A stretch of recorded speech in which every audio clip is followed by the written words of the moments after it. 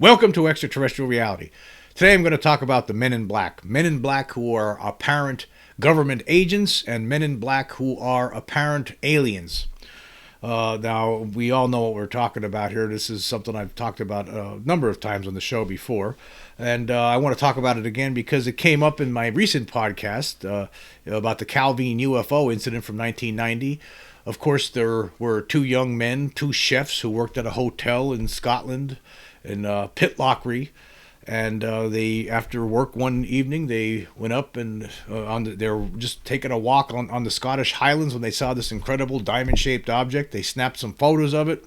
There was going to be a story published in the newspaper, and all of it got canned after some Men in Black showed up at the hotel and met with these two young men. The two young men had a meeting with these people. They drove off in the car, and when they returned, when people saw them the next day, they didn't want to talk about the UFO anymore, and they pretty much their lives seemed to fall apart. And not at some point after that, they both disappeared. And researchers like Dr. David Clark have been unable to locate those two gentlemen. We don't even know if they're alive anymore. But apparently, what happened there was two government agents from the apparently with the Ministry of Defense and possibly American agents that they met with as well. We don't know because one of the comments that they gave to one of their fellow workers, Richard Grieve, as we recently learned in David Clark's latest article about this, was that one of the things that one of them said was it was the Americans. Now we're left to wonder what that meant. What did it mean that the craft was an American craft and they're not allowed to talk about it, or did they mean that it was the Americans that told them to shut up or else? I think it's the latter. I think it was the Americans, along with Ministry of Defense officials, that told them to shut up or else, and that's something they said scared these two guys, and they pretty much went into hiding at some point afterward. Or who knows? We don't really know. We don't know what happened to those two guys.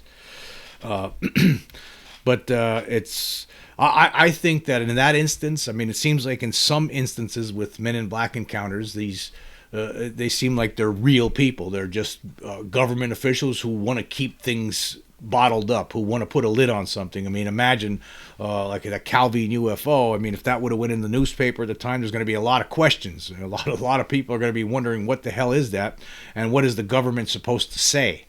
I think the easiest thing for them to do at the time was to send out some agents, give some words to these two young guys, scare the hell out of them, and just close the book on it. I think that's probably what happened. I think that that's what happened in 1966 in the Westall school incident. I think that there were people that were a bunch of couple hundred school students, along with some teachers, saw flying saucers flying around this Westall school in Australia in 1966. One of them lands, takes off.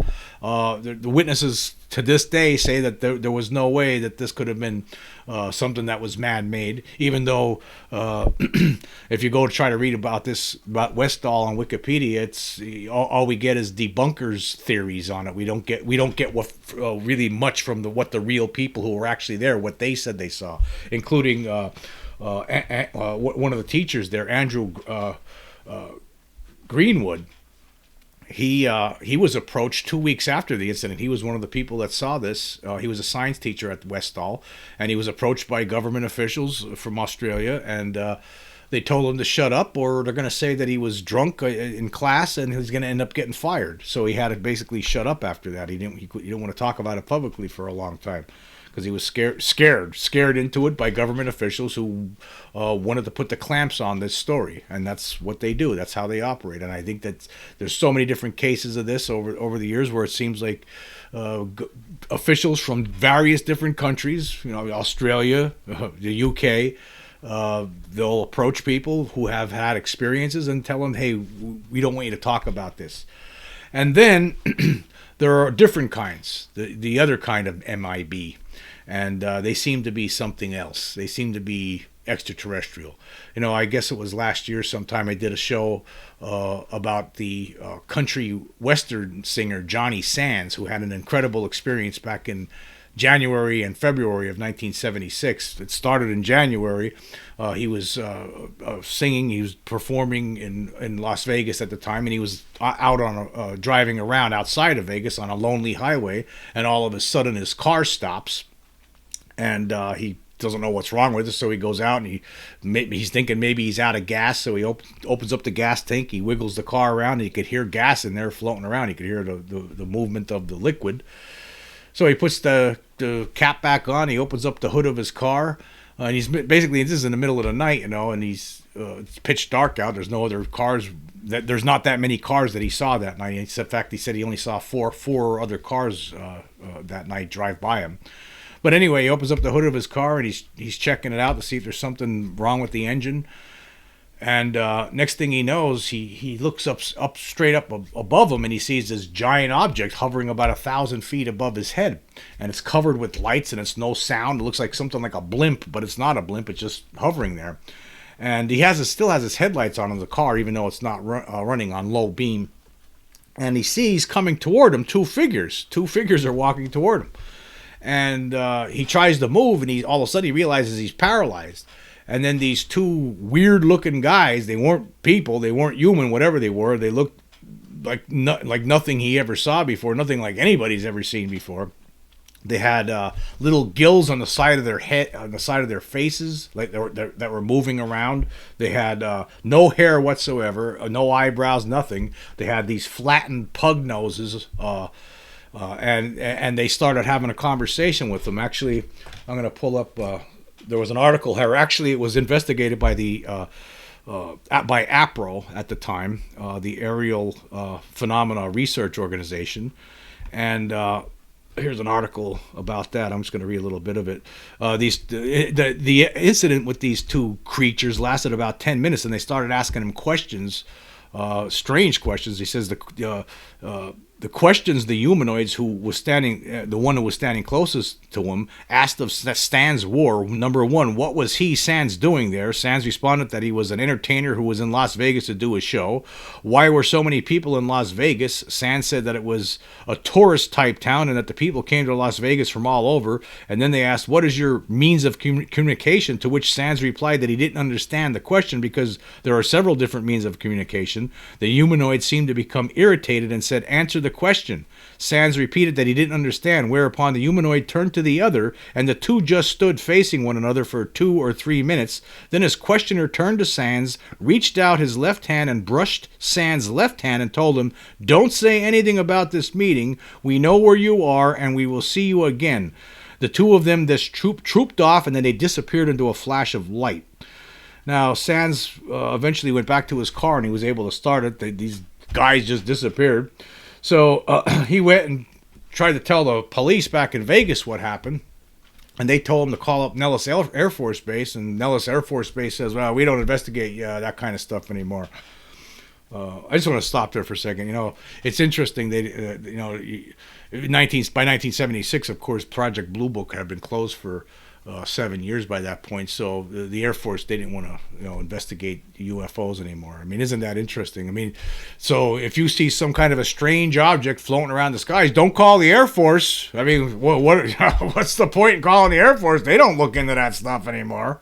You know what it is. I mean, really, when you think about it, it's because they can't do anything about it. What are they going to do? I mean, they tried doing stuff about it all the way from the 40s all the way up into the late 60s, and they investigated everything. They could never do anything. What are they going to do? What are they going to do other than retrieve crashes? That's about it. Retrieve crashed objects and then take them back and try to study them and figure them out. But I mean, what's the point, right? What's the point in investigating UFOs when there's absolutely nothing you can do about them, when they could fly rings around anything that we have? So that's, it's just interesting. I always find it interesting it's so ridiculous to me that you would think, okay, there was an object that's in our country here flying, and two of these weirdos come out. They're not humans. I don't know where they're from, and you're not going to look into this. I mean, you're the Air Force. What are you here for? They're not here to stop. They're not here to do anything with that because they can't, obviously. It's not their fault. I mean, what are you going to do if something's a million years more advanced than you are? I mean, what are you going to do? It's just the way things are. But anyway, getting back to this. So he has this incredible encounter, and it ends up in some newspaper. It ends up in the Las Vegas Sun newspaper. It ends up in on the local TV channel. And he contacts APRO. There was a guy, who was it, John Romero, who contacted him, and they did a truth test. They did a lie detector test with him, and he passed it with flying colors. So he went to this hotel at one point, to into the lobby of this hotel, because he met with an artist that APRO had gotten to draw what the creature looked like. And while this is going on, these two guys come in dressed in black. These two men in black wearing black clothes. The clothes that they were wearing, according to Sands, was it was outdated, for the time period. And the one guy didn't say anything. The other guy, they both had their hair were slicked back, and they were white. And the one guy was asking him some weird questions, and then he told him that these creatures that he saw, they're from a planet called Sirius, and the reason that they have gills is because they're on that planet. They breathe underwater. Sometimes they have to go underwater to live, the way the planet is, and sometimes they have to. They live both underwater and above ground somewhere on this planet called Sirius. That's what he was telling him. And anyway, when they were leaving, they said the same thing to him that the aliens had told him out on the highway, that don't say anything about this meeting. We know where you are, and we'll see you again. And one of his associates that was there with him said, "Hey, isn't that the same thing the aliens said?"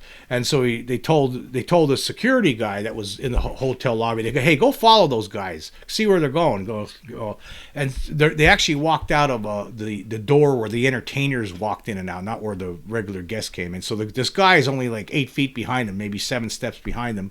They go out of the double doors, and the security guard follows very shortly thereafter. But he goes out, and they're gone. There's nothing there, and there was absolutely nowhere where they could have went. They just disappeared. There's no cars. There's nothing. The guy comes back in, the security guy, and his face was white, according to Sands, and he couldn't believe what just happened. He said they just vanished into thin air. So then Sands and his associate, this John Worth, they leave the hotel, and they're worried about this. I mean, they think this is a little bit weird, and Worth wanted to make sure that nobody was following them, so as they're going back to Johnny Sands' apartment. And so he takes all these back roads. He's making sure that nobody's following him. And right when they pull in front of the apartment, they get out of the car, and this black Cadillac limousine pulls up right beside him, and the windows roll down on the passenger seat and the back seat, and it's those two guys. There's a third guy driving it. They didn't see him, but they saw it was the same two guys that were just at the hotel. They stuck their heads out and looked at him, and then just rolled the windows back up and drove away. Were these guys aliens? They might have been. It sounds like they're acting weird. I mean, why would government officials act like this? Why would they do this? And how could they make themselves disappear? What are they? What's the government secrecy group hiring magicians? But the story gets even crazier for Sands. I mean, then he gets contacted. He's at his friend's house, as John Worth, and there was no way that this production company that called him up could have had this number, but somehow they had his number. And there's this guy calls himself David Dunn. He says from this Dave Dunn Productions, and they want to do a documentary. This was like about a week and a half after the incident. They want to do a documentary on his experience. So he says, yeah. So him and his associate, Sands and his associate, John Worth, they go to this apartment. The guy gives them an apartment building and a number, and he says he wants to come on over to my apartment. I want to talk with you. So they go to this apartment. There's 2 other guys in the apartment that don't say a word the whole time they're there. And they talk to this Dave Dunn. He says, yeah, he wants to go out to this site and do some kind of a documentary about your experience that you just had. And also he wants them to do write a song. So actually, okay, so Johnny Sands agrees and he says, I'll work on this song. And he does. He works on this song. And then the next day or day after, whatever, he goes back to this apartment. He talks with Dave Dunn at this apartment. He said the furniture in this apartment is just luxurious, beautiful. It looks like it's hand carved, like it might have been imported from England. There's this big fireplace with a big mirror above it, right? He thinks he's very impressive apartment this guy has. So he's there to talk, going over the song, and then he says, "Okay, I want you to meet me tonight at this hotel." This Dave Dunn tells Johnny Sands he wants him to meet him at this hotel tonight to go over this documentary. So they go to the hotel, Johnny and his associate John Worth, and they get there, and they can't find a parking spot. It's crowded. There's a lot going on, and they're like a ways away. They park a few blocks away from where this hotel is, and they no sooner they get out of the car, a Cadillac pulls up, and it's this Dave Dunn, and he's there with these two other guys that are with him, and he hands him a martini. And he tells them, "Come on, we're going to go out to the site right now." And he's like, "Okay." So they both get in the car. They're drinking martinis on the way there. And when they get to the area on the middle of this lonely highway where this incident happened, Johnny Sands tells Dave Dunn, who's in the front seat, "Hey, Dave, this is where it happened." And they don't stop the car; they just keep driving. And Dunn doesn't say anything, so they keep driving for 5 or 6 miles. And the whole time, Johnny Sands is wondering, "How come you're not stopping the car? This is you just went by it. This is where it happened," and they just don't say anything. So they drive about 6 or 7 miles past the area where he had his encounter, and then they do a U-turn, and they're not talking to him. They're just being silent. Dave Dunn and the two other guys are being silent while Johnny Sands and his associate John Worth are just wondering what the hell's going on here. Next thing you know, all these headlights come on in front of them. A whole bunch of cars are in front of them. There's 25 to 30 guys dressed in black suits standing outside in the middle of the desert, in the middle of nowhere, in the middle of the night. And this Dave Dunn and the other two guys get out of the car and start talking and get out of the car. Don't say anything to Johnny Sands or his John Worth. Doesn't say anything to them about it. Just gets out. They get out of the car and they meet with these men in black. And 25 to 30 of them, according to Johnny Sands. And they're sitting in there, they're like having an argument about something, and he hears things like, "He knows too much. I mean, what are you doing?" Something like that, right? And, "We need to end this." And they're wondering what's going on. Johnny Sands is wondering what the hell's going on. So he decides, okay, I'm going to get out of the car and have a talk with these people. And he goes to get out of the car, and the next thing you know, there's something that looks like Cousin It, that's some sort of a creature covered with hair that pushes the door shut. And so Johnny Sands is like shocked. He says, "What the hell is this?" And there's two of them out there. There's two creatures that look like Cousin It from the Addams Family, right, that are outside of the car. And every time he tried to get out, this creature was shutting the door on him. So then eventually, and then after that happened, this Dave Dunn and the other two guys that were with Dave Dunn, they get back in the car. They don't say a word. Johnny Sands is asking what's going on. They're not responding, and they just drive back. The other car, the lights after they get back in the car, all the headlights from the other vehicles that were there just disappeared. They went off, and the guy, he doesn't know what happened. They didn't know what happened to those men in black. They couldn't see them anymore. They drove by the area where they were. They weren't there anymore. And they drive back into Vegas, and they drop them off and don't say one word to them. Dave Dunn and these other two guys. And so Johnny Sands says to his friend John Worth, he's there, we're going to get to the bottom of this. Tomorrow morning, right, early, we're going to go to visit Dave Dunn at his apartment and get to the bottom of this. And so at the crack of dawn, they basically go to this apartment, and they're knocking on the door, and some maintenance guy says, "Could I help you, sir?" They're knocking on this apartment door where they were at already just 2 times just within the last couple of days. In fact, the day before they were just there. The maintenance guys tell them there's nobody that lives there, and Johnny Sands says, "I was just here yesterday. I want to talk to the landlord here." So he goes down. He's talking to this lady, and he's explaining to her. He's like, "Look, I met with Dave Dunn in his apartment there. I want to talk to him." And she goes, "Okay, come on. We'll go look right now." And right when she's opening the door, she says to him, "It's funny. You described the apartment. You were here before. I know that because you described the fireplace and the mirror, but there's nobody here." She opened the door. There was absolutely no furniture there. So what the hell happened? I mean, what happened here? And it's just a giant mystery. Obviously, Men in Black, I can't imagine that it could have been government agents. I mean, why would government agents be wasting taxpayer dollars playing stunts like this, playing games like this with people? It doesn't make any sense. But it does make sense that it could have been could have been aliens. They could in some cases, and it seems like in this case, they're aliens. And I actually brought this theory up before, what I think is possible. And again, this is only a theory. It doesn't make me right. But what could be happening here in some cases is that, like, what happens with Men in Black, there could be this alien presence that's here right now among us, just like David Jacobs talks about making hybrids, and they're here to, maybe they're trying to absorb us. Who knows what the reason is, but whatever the case, there's some sort of an alien presence here. And when people have encounters with other aliens, perhaps, or UFOs that these guys are unaware of, then that's when they go and question them and tell them to shut up. We don't want you to talk about this. Threaten them, scare them, whatever. And I think that might have been the case here. I mean, freak them out in some way to where maybe I should just keep my mouth shut. This is just too crazy.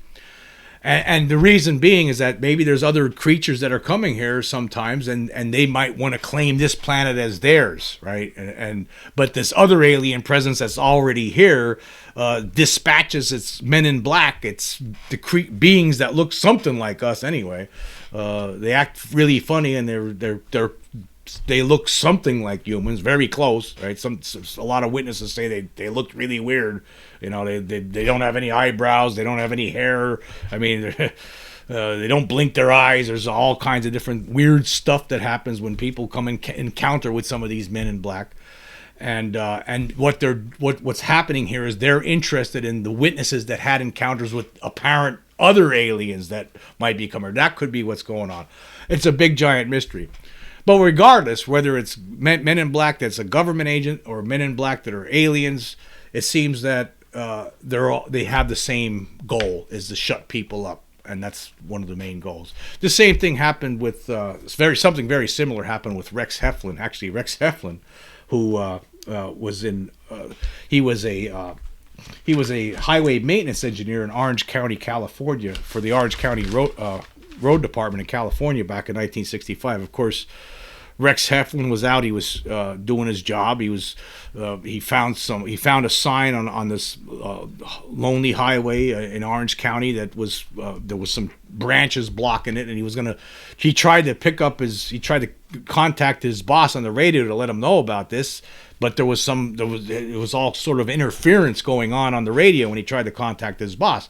So he decided he got his camera out. It was a Polaroid camera that basically did instant pictures on it. There was no film in it, but so he was able to take basically instant pictures, and he was going to take a picture of the sign. And as he was about to take the picture of the sign, he noticed that there was this hat-shaped flying saucer just hovering right outside of his truck. So he took the first picture through the windshield of the truck. Then the thing moved to the side off the highway, and he took two more pictures of this object as it was hovering off the side of the highway through the passenger side window. And then he watched this thing just move away from where it was, and eventually it started gaining altitude, and then it took off really fast. And when it did, it left a smoke ring. So he took a fourth picture of the smoke ring, and he brought so he had these four pictures, three of this UFO. And analysts will tell you, photo analysts over the years have looked at these things. It was never debunked. It was extraterrestrial / non-human intelligence. This was something that was not made by mankind. We've seen saucers like this, hat-shaped craft like this all throughout the decades. There's a lot of people have reported them. But these are some of the best pictures ever that Rex Heflin was managed to take. And actually, it became a big story. It was in some newspapers, and actually there was people from the from the Air Force and from the Marines that came, borrowed the pictures. They wanted to make copies of it. It was, the newspaper made copies of it, and they gave the copies back. But then some guys claiming that they were from NORAD, they were dressed in uniforms, showed up or showed them some identification. and said they were from NORAD, and they want to borrow the pictures so they can make copies. And he said, okay, no problem, because he already lent them to the Air Force before, as well as the Marines, and he got them back very quickly. So he thought he'd get them back, but he didn't get them back. And this was actually, it happened. The incident happened in happened in August of 1965, and then these guys came. It was only like a month or two later when these NORAD, phony NORAD officials that turned out to be, because they never brought the pictures back. And then when he contacted NORAD, they said that we never sent anybody there. It wasn't us, it wasn't our guys, right? And then something happened again. So he lost the pictures. And then in early 1967, he was visited again. And actually, I'm going to read a little segment here from this book here, The Truth Behind Men in Black by Jenny Randles. This is a pretty interesting book. She did a good job on this one. Anyway, this is what happened here. Actually, Rex Heflin says that during this 1967 visit, two men arrived in a dark car with a peculiar violet glow coming from behind its darkened windows.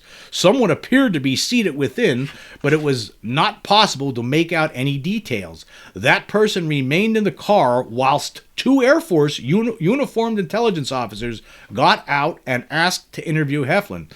The two airmen reputedly asked odd questions, such as what the cameraman thought of then recent stories about ships and aircraft vanishing amidst the so-called Bermuda Triangle. Heflin claims that some kind of electrical equipment must have been brought into the house by the two men, because his radio set, which had been left on in the background during the interview, was emitting strange popping sounds throughout. It had not done this before and did not do so again after the men left. Their demeanor was threatening, but they made no actual demands of him. In the light of his initial experience with the bogus man from NORAD, Heflin insisted on taking the full names and ranks of these two intelligence officers. Nonetheless, the United States Air Force later denied sending anyone to see Heflin, and when ufologists checked government records, no officers of the names given were listed. Regardless of the true nature of Heflin's photograph, his MIB claims were to have some effect on government policy. They were taken quite seriously by the Pentagon and led to direct action being initiated. In fact, on March 1st, 1967, Lieutenant General Hewitt Wheelis, Assistant Vice Chief of Staff at the Air Force in Washington, no less, circulated a memo to all staff headed Impersonations of Air Force Officers. This was very precise in its orders. Now, I want to pull up on the screen here this memo that he's talking about. It. Here's what the memo states, and this is from so the Air Force, before we go over this memo, so this is something back in 1967. This is 57 years ago now, folks, where the Air Force was sent out a memo. It was concerned about people impersonating officers of Air Force officers. It says here, information not verifiable has reached headquarters of the United States Air Force that persons claiming to represent the Air Force or other defense establishments have contacted citizens who have sighted unidentified flying objects. In one reported case, an individual in civilian clothes who represented himself as a member of NORAD demanded and received photos belonging to a private citizen. In another, a person in an Air Force uniform approached local police and other citizens who had sighted a UFO, assembled them in a schoolroom, and told them that they did not see what they thought they saw and that they should not talk to anyone about the sighting. All military and civilian personnel, and particularly information officers and UFO investigating officers who hear of such reports, should immediately notify their local OSI officers, which is the Office of Special Investigation Offices. So, the Air Force, people in the government, the United States government, were concerned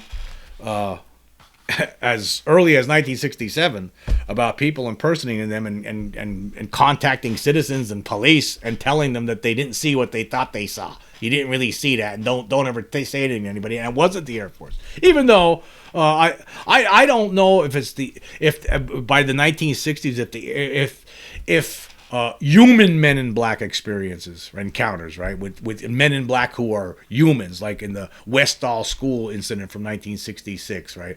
Because I think that there, in a lot of these cases, it's just people from the government, probably most likely from the CIA, working with the secrecy group, right, are doing this, are responsible in some of these cases to shut people up. They don't want, they just don't want to have to deal with the pressure from the public when these things happen. So they try to shut things down. But then you have incidents like this. Now the NORAD guys, what was going on there? The interesting thing about what happened with the missing photographs, Heflin gave him only the first three pictures. This fake NORAD guy, he gave him the three UFO pictures, the flying saucer picture. The fourth picture he did not give them, the picture with the smoke ring. He only gave them the three flying saucer pictures. But and then he didn't have them.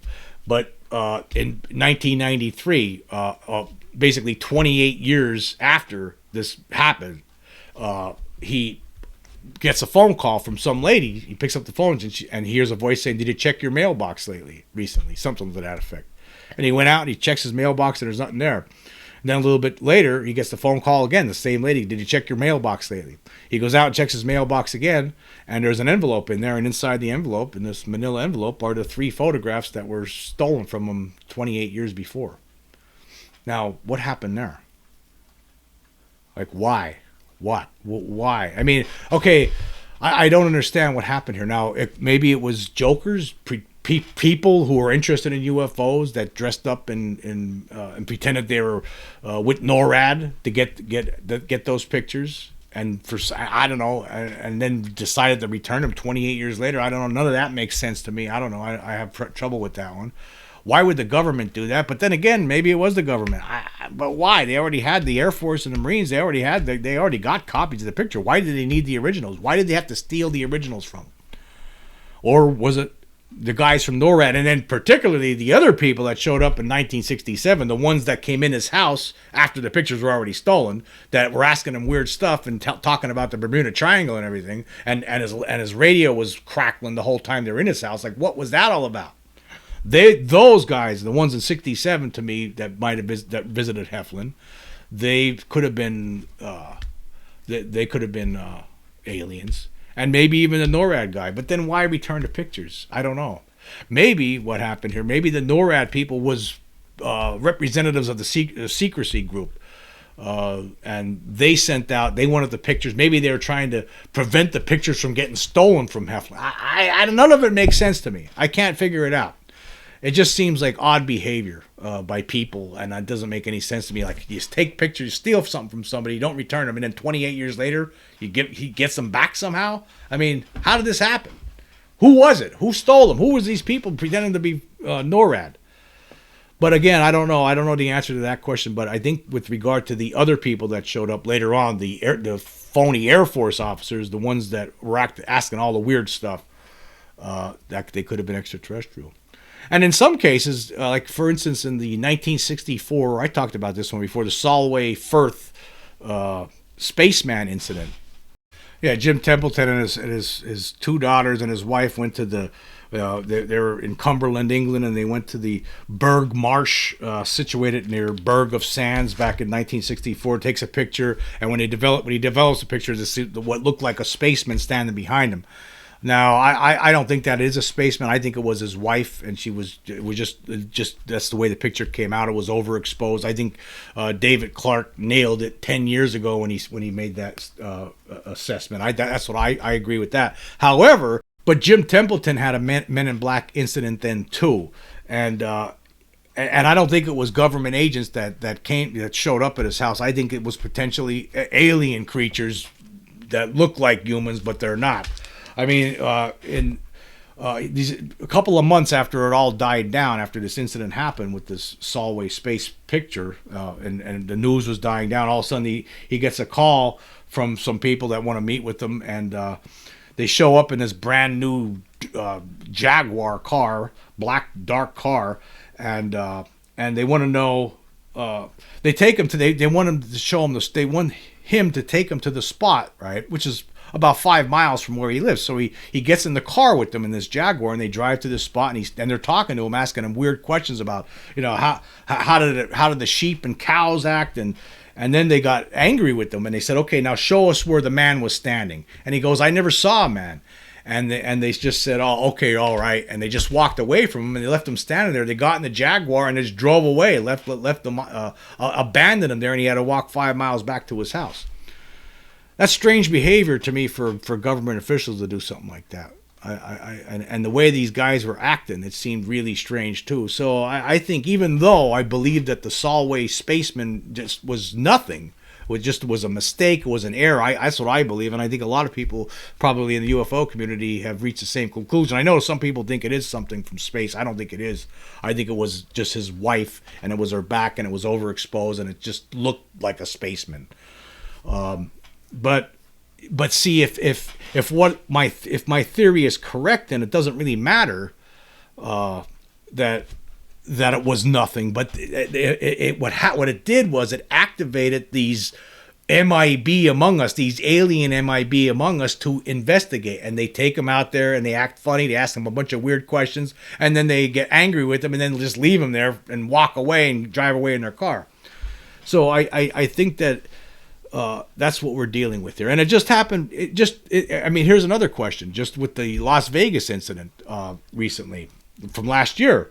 3 days after that incident happened, now, of course, that incident happened on May 1st of 2023. 3 days after it happened, Angel and the two brothers, Joshua and Angel Kenmore, come walking out of the garage one morning, and they see, or afternoon, I don't know, it was in the daytime, but there was a black Suburban sitting out in front of their house, and there were three guys sitting in there wearing sunglasses, and according to the Joshua and Angel, they all looked the same, and they all turned their heads and looked at the same time and looked at them, and then went back forward and then drove off real fast, and they had a government license plate on it. But was it government people driving the car?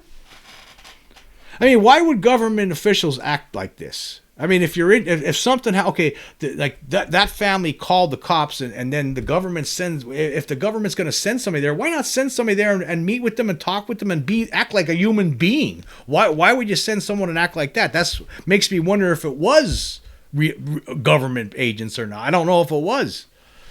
I mean, it could be these alien agents, and it's just another thing to think about in this whole giant mystery of UFOs and aliens, that apparently they have their agents among us. And in addition to the agents from the government that might want to shut you up, you have to worry about agents from the extraterrestrial / non-human intelligence presence sending their agents after you too if you have an encounter. There's something else I want to bring up here today. Like some people think that the government doesn't know about alien abductions. I think they do. I mean, if you think about the Wilson Davis memo, there was one of the people that was talking to Admiral Wilson, according to Eric Davis in the notes, told him that there's no such thing as alien abductions. But I did a show on this, and I think it's something worth bringing up again, just so people know about it. Now, there's this website. It's called stopabductions.com. And I did a show about this a while back, and I just want to bring it up again because I can't imagine that. Okay, the guy who was responsible for this is a guy named Michael Mencken. Right? He has over 30 years of experience as a professional writer and editor. In 2014, he retired as a technical editor-writer for the Aircraft Certification and Standards Division of the Federal Aviation Administration. He previously worked for the Boeing Company, Lasentech Product Group of Mettler Toledo, Metawave Communications Corporation, Fluke Corporation, Emulex Corporation, Teltone Corporation, Peripheral Technology, Strider Technologies, AT&T, the Robbins Company, Algas SDI, Innovation Incorporated, Panasonic Avionics, the University of Washington, the University of California, San Francisco Medical Center. And look at this, on and on. Look at the background of this guy. And get this, he was one of the original writers of NASA Tech Briefs and contributed to the federal government's technology utilization program for disseminating NASA technology to private industry in the 1970s. And he has a website here where he tells people how to make these helmets that will prevent you from getting abducted by aliens. And this guy has a background with the Federal Aviation Administration, and he also worked for Boeing. And here in his retirement years, he's been running this website free of charge for people, telling people how to build using a substance called Velostat, that you can make these helmets. And if you're someone who gets abducted by aliens, and if you wear these helmets all the time, then they won't be able to abduct you. And you look at the background here. Talks about, he calls them basically thought screen helmets. They prevent aliens from controlling you, but through telepathy. That's what he claims. And this is all he provides instructions on how to build these helmets. And you check this website out, and this is somebody who was working for Boeing, writing for the Federal Aviation Administration, all these different companies. This guy's website is well put together. I mean, it's not something he slapped together. It's very seriously put together. He has user reports on how these helmets work. Basically, it's this substance called Velostat, and you construct a helmet out of it. She shows you how to assemble it. All the directions are here. For some people, he actually makes them for nothing and sends them out. For some people, depending on their background, depending on their needs.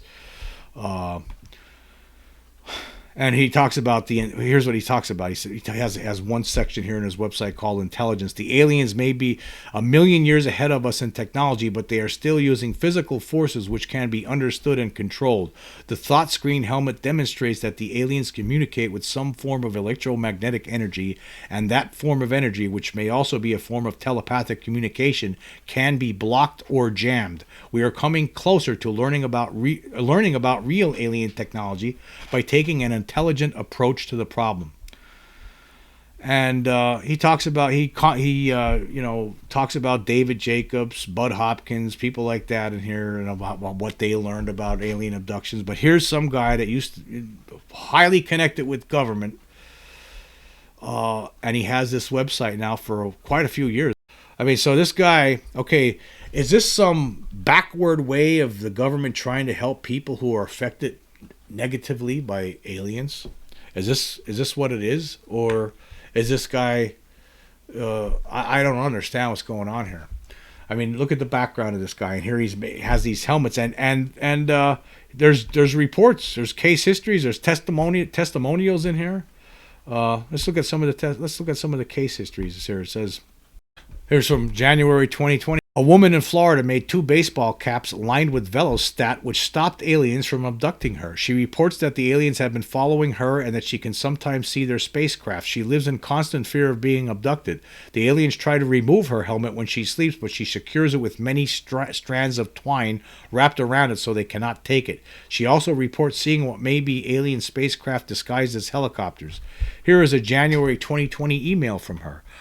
I haven't been harassed too much since I talked to you, but I just thought I would let you know that I saw 3 to 4 helicopters at the beginning of the week at night when I got off work. The unusual thing about them was the large white lights on the belly of the chopper were arranged in a triangular pattern. I say choppers because I could hear them. They were very loud, had a red strobe, and also 2 oblong white lights positioned where you would expect the pilot's feet to be on the front of the craft. They were hovering over residential areas. They had to have been from MacDill Air Force Base. Very creepy. I have seen them at night before driving from my mother's house. They would hover for a minute, then move about a quarter of a mile and hover over houses again. At first I thought they were watching the traffic, but I pulled off the road and watched them. Kind of queer that the belly lights look like the ones I saw on that silent UFO that dive-bombed me that night during Thanksgiving week. My brother is in aviation, and he says they aren't any choppers he knows of that look like that. And then it says here, she reported seeing black helicopters hovering near her house 2 days later, but she said they were silent, so she thinks they are alien spacecraft disguised as helicopters to prevent any public alarm about them. And then here was from 2016. It says here, a woman living in a remote farmhouse in Virginia stopped her abductions by wearing thought screen helmets and baseball caps almost 24/7. She said that the aliens tried to remove her helmet when she was asleep by coming through the wall next to her bed and grabbing onto the helmet, but she had her helmet secured by many strands of tape, as I instructed her, so they could not remove it. She reports seeing alien-human hybrids in her house and has shot them several times with a shotgun. She claims their blood is on her wall, but she can't take samples. And it goes on and on and on like this. I have to ask myself questions. Okay, here's a picture of this guy building this helmet. Now, this former guy who's connected with the government has this website, which is unconnected to the government, where he's telling people how to build these helmets that prevent alien abductions. Is this a back channel way of the government trying to help people with abductions? Could be. Could be. They could know all about it. They might as well start coming clean about it. That's what they should do. We're way past the time. We're way past the time. Plus, we have the proof now. Everyone's going to figure it out as time goes on now. Now that the evidence is out there floating around, and you have this guy providing instructions on how to build velostat thought screen helmets, so you can prevent aliens from abducting you. And apparently, according to the testimonials, it's working. I'm just going to run through a couple of testimonials here. Yeah, I like to know. Does the government is this some way to get where the government is actually helping people without the government actually helping people? That's what I'm wondering. I'm gonna give a call to this Michael Mencken one of these days, and I'm gonna have to throw out some questions like, how did he get into this? Like what started this? Did anybody tell him to do it? Or is this something that him and other people in the government figured out while he was working with the government? And now they're trying to help the people out, to prevent this. Because, they can't announce this publicly. I mean, you can't have say this works. And it might. And there's all these testimonials. Here, let's read some. It says, congrats, my life has changed for the better. New job, new confidence, etc. Here's another one. Thank you for your work in this area. Your efforts to protect those of us who have been victims of this living nightmare are most appreciated. Here's another one. I am happy to report that the Thought Screen helmet has been performing beautifully. It's been over 6 months now and not one incident. Aside from some of the naive neighborhood kids and their taunting, it's been a blissful period. And here's another one. The aliens clearly do not like the helmet. And this statement is from a woman abductee and her 5-year-old daughter who was also being abducted. The aliens harassed the 5-year-old and threatened her that something terrible would happen to her mother if her mother did not stop wearing the helmet. The girl was so frightened by the aliens that her mother stopped wearing the helmet and they both were taken. So, is this a way? I'm just curious. The government can't help directly. I mean, can you imagine someone from the government standing up at a podium and stating, if you're being abducted by aliens, you could prevent it by you could try to help prevent it by using these velostat helmets. Here's how you make them. You can't imagine somebody doing that I can't imagine somebody from the government doing something like that. But if you do it like this, where it's not somebody from the government, but somebody who used to work with the government, and it seems so much more legitimate, and you have all these testimonials, it actually looks like it's working. There was only one case apparently that was where it didn't work. But I just wanted to point this out. I think it's something that a lot of people out there are probably not even aware of this. I did talk about it though on a show, I don't know, maybe a year ago, 2 years ago. I think it's very interesting. Very, very interesting. Anyway, just some food for thought. I want to say thank you all for joining me. Until next time.